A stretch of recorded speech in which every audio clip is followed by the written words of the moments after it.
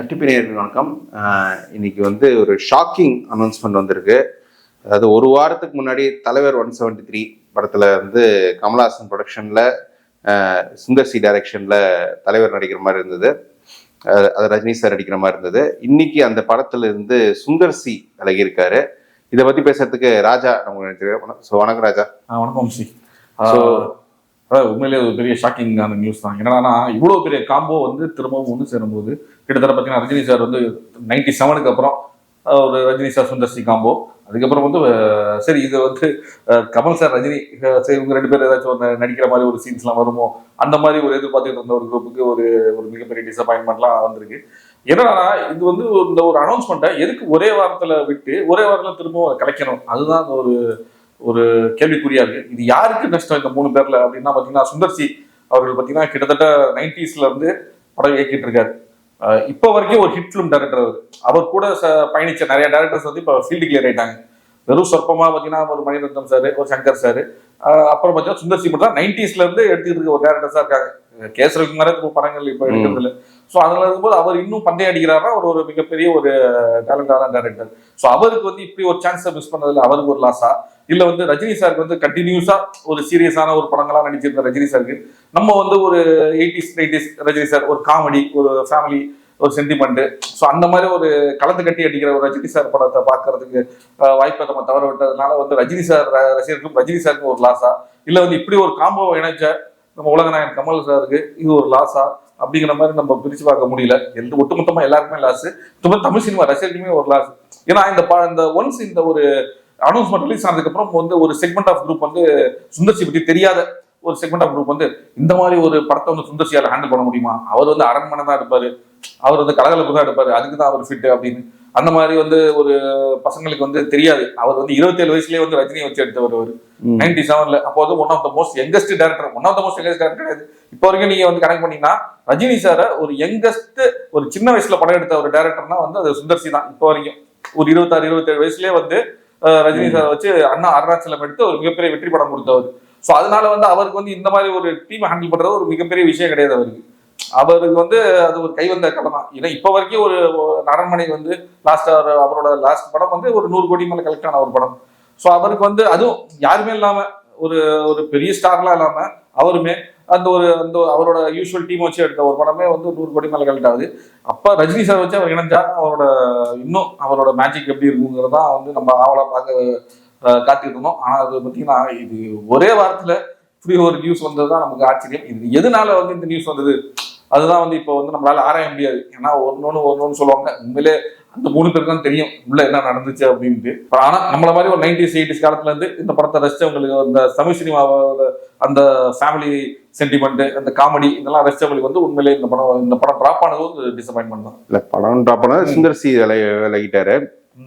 இதுக்காக என்ன நம்ம ரஜினி சாரோட ஃபிலிமோகிராஃபி எடுத்துட்டாங்கன்னா ரஜினி சார் யூஸ்வலா ஒரு ஹிட் படம் நினைச்சு கொடுத்தாரு, இன்னொரு டேரக்டருக்கு மறுபடியும் வாய்ப்பு கொடுப்பாரு, உடனே கொடுப்பாரு. அவர் அந்த லாஸ்ட் 30-40 2 டேரக்டர் தான் அந்த வாய்ப்பு மறுபடியும் கிடைக்கல. ஒன்னு மணிரத்னம், இன்னொன்னு சுந்தர் சி. மணிரத்னம் நமக்கு எல்லாம் அண்டர்ஸ்டுட், ரஜினி சாரே மேடையில கலக்க சொன்னதுதான், ஐயோ நமக்கு அந்த ஸ்டைல் ஒத்துறாதுன்னு.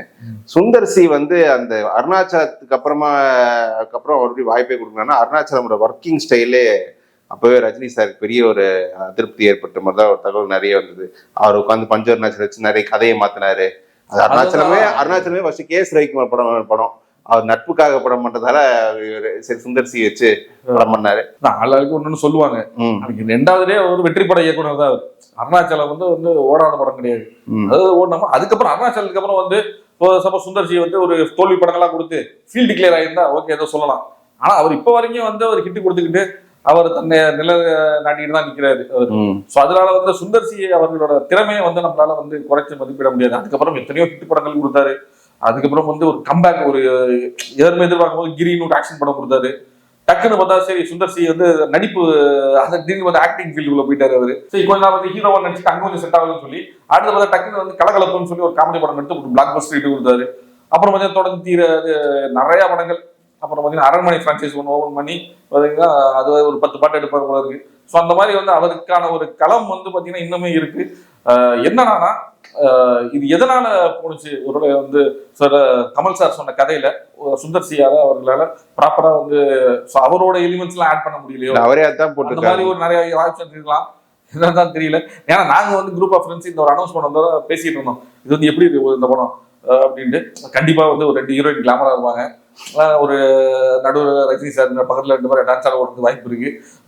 ஃபர்ஸ்ட் ஹாஃப் உங்களுக்கு நல்ல கலையா இருக்கும், அப்புறம் ஒரு ஃபேமிலி சென்டிமெண்ட் ஒரு மாதிரி ஆக்ஷன் படமா இருக்கும், மொத்தமா பார்த்தா ஒரு ஜனரஞ்சகமான ஒரு படமா இருக்கும். நம்ம தான் அதனால ரஜினி சார் படத்தை லாஸ்டா பாத்தீங்கன்னா ஒரு அண்ணாத்த அந்த மாதிரி எதிர்பார்த்த ஒரு படம். ஆனா வந்து அந்த அதுல ஒரு காவாசி கூடல இருந்த படம் எதிர்பார்த்த அளவு நம்ம ஒரு பக்கா ஃபேமிலி ஆக்ஷன் என்டர்டைன்மெண்ட் அப்படின்னு எதிர்பார்த்த படம் அண்ணாத்த ரஜினி சார். அந்த இல்லை மேபி அந்த ஒரு ஒரு இந்த இதை வந்து இந்த படம் நடக்கும் அப்படின்னு நினைச்சிருந்தோம். பார்த்தா அதுவும் ட்ராப் ஆயிடுச்சு. இதுக்கப்புறம் யார் எடுக்க போறாங்கிறதா நமக்கு ஒரு பெரிய ஒரு கேள்விக்குறியா இருக்கு. ஒருவேளை இப்ப சொந்த கதையா இருந்தா கமல் சார் வந்து கே. எஸ். ரவிக்குமாருக்கே பை டிஃபால்ட்டா போயிடுவாரு. கே. எஸ். ரவிக்குமார் தான் இவங்களோட டெம்பரமெண்ட் செட் ஆகும். அதுதான் இல்ல நமக்கு சப்போஸ் வந்து நம்ம இப்பயும் சொல்லலாம், சரி சுந்தர் சி அவர்களுக்கும் கமல் சாருக்கும் செட் ஆகல அப்படின்னு பார்த்தா சரி அவங்களும் பார்த்தா அன்பேசியம் ஒரு படம் எடுத்திருக்காங்க. அந்த டைம்ல அவர் தான் சுந்தர் சியோட அறிக்கையிலே தெளிவா இல்லைன்னு சொல்லியிருக்காரு. எனக்காக வகிக்கப்பட்ட பாதையில் நான் போயிட்டு இருக்கேன், என்னோட கனவுகள் விலகிறதா இருந்தாலும் பரவாயில்ல அந்த பாதையில போறேன் அப்படின்னு சொல்றாரு. அப்புறம் கிரியேட்டிவ் டிஃபரன்சஸ் தான், அவங்க ஒண்ணு சொல்றது இவங்க செய்யறது. சரி எல்லாம் கிரியேட்டிவ் டிஃபரன்ஸ் இருக்கட்டும், அது இந்த ஒரு வாரம் தான் தெரிஞ்சது. அதுதான் பிரச்சனை. ஒரு அனௌன்ஸ்மெண்ட்டுக்கு முன்னாடியே வந்து சொல்லியிருந்தாங்கன்னா நம்மளும் எதிர்பார்த்திருக்க மாட்டோம். அவங்களுக்கும் வந்து இது எல்லாருக்கும் சொல்லிட்டோம் அப்படிங்கிற ஒரு ப்ரெஷர் இருந்திருக்காது. மேபி அப்பவே வந்து ஒரு இனிஷியல் எவ்வளவோ படங்கள் வந்து ஆரம்பத்துல வந்து ஒரு டைரக்டரோட ஃபிக்ஸ் பண்ணிட்டு டிராவல் பண்ணிட்டு இருப்பாங்க. அனௌன்ஸ்மெண்ட் முன்னாடியே சரி அவங்களுக்கு நமக்கு வந்து கிரியேட்டிவ் டிஃபரன்ஸ் நிறைய இருக்கு, ஸோ இதனால நம்மளால வந்து த்ரூ த ஃபிலிம் டிராவல் பண்ண முடியாதுன்னு சொல்லி விலகிடுவாங்க அனௌன்ஸ்மெண்ட் முன்னாடியே. ஸோ நிறைய சூப்பர் ஸ்டார் படங்கள் நடந்திருக்கு, உலகநாயகன் படத்துல நடந்திருக்கு, விஜய் சார் படத்துல நடந்திருக்கு, அஜித் சார் படத்துல நடந்திருக்கு. இது மாதிரி வந்து ஒரு டேரக்டரோட பேசுவாங்க, ஆனால் ஃபைனலைஸ் ஆகாது, அப்போ வந்து இன்னொரு டேரக்டரோட படம் பண்ணிடுவாங்க. ஸோ அதனால வந்து அந்த மாதிரி வந்து கூட ஆயிருக்கலாம். இந்த ஒரு வாரம் அனௌன்ஸ்மெண்ட் பண்ணாம இருந்தா கூட. ஏன்னா அனௌன்ஸ்மெண்ட் பண்ணாம பார்த்தீங்கன்னா குஷ்பு மேடம்லாம் வந்து ட்விட்டர்ல வந்து டான்ஸ் ஆட ஆரம்பிச்சிட்டாங்க. வந்து அவங்க வந்து இந்த மட்டும் நான் தான் படம் ரிலீஸ் ஆகிறதுக்கு பிஆர்ஓ அப்படிங்கிற மாதிரிலாம் வந்து எல்லாரும் இருந்துட்டு அவங்களதான் ஒர்க் பண்ணிட்டு எஸ் மேடம் படம் எப்படி அப்டேட் போயிட்டு இருக்கு, தலைவர் அப்டேட் சொல்லுங்க, அந்த மாதிரி அவங்களுக்கு வந்து அவங்க கொஞ்சம் ஆயிடுச்சு எங்கேஜா இருப்பாங்க. ஸோ அந்த லெவலுக்கு அவங்களும் இருந்தாங்க. ஸோ அதெல்லாம் பார்க்கும்போது ஏன்டா அதை அனௌன்ஸ்மெண்ட் பண்ணாங்க, சரி அனௌன்ஸ்மெண்ட் பண்ணியிருந்தா கூட ஏதோ ஒரு அட்ஜஸ்ட்மெண்ட் அந்த படத்தை பண்ணிடக்கூடாதா அப்படிங்கிற மாதிரி தான் நமக்கு தோணுது. நிச்சயமா அது வந்து 2 பேரோட ஈகோக்கு பெரிய நாங்க அவ்வளவு பெரிய 50 வருஷம் பெரிய எக்ஸ்பீரியன்ஸ் இருக்க ஆர்டிஸ்ட் வந்து அனௌன்ஸ் பண்ணி விலகிட்டு போறது வந்து 2 பேருக்கும் பெரிய எம்பாரஸ்மெண்ட் தான் இருக்கும். அதுக்காகவே இப்போ வேகமா வேற டேரக்டர் தேடுவாங்க நினைக்கிறேன் 2 பேருக்கு வந்துட்டு. ஏன்னா ஒட்டுமொத்தமா 3 பேரா நம்ம பார்க்கும்போது 3 பேருக்குமே இது ஒரு இழப்பு மாதிரி தான் தெரியுது.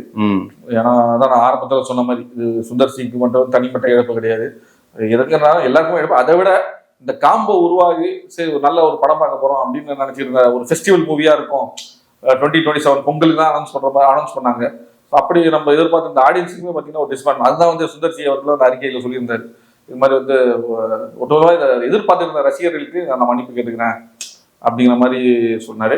உண்மையிலேயே வந்து நமக்கு கொஞ்சம் வருத்தமா இருக்கு. சரி இதுக்கப்புறம் இது யார் இந்த படத்தை எடுக்க போறாங்கிறத இன்னொரு கேள்விக்குறி. மேபி நீங்க சொன்ன மாதிரி கே. எஸ். ரவிக்குமார், பி. வாசு அவர்கள் திரும்பவும் வரதுக்கான வாய்ப்பு இருக்கு. பி. வாசுனோட நீங்க சிரிக்கிறீங்க, உண்மையிலே எது வேணாலும் நடக்கலாம். நான் சும்மா சினிமாவை பொறுத்த வரைக்கும் ஒருத்தர் வந்து பார்ப்போம்.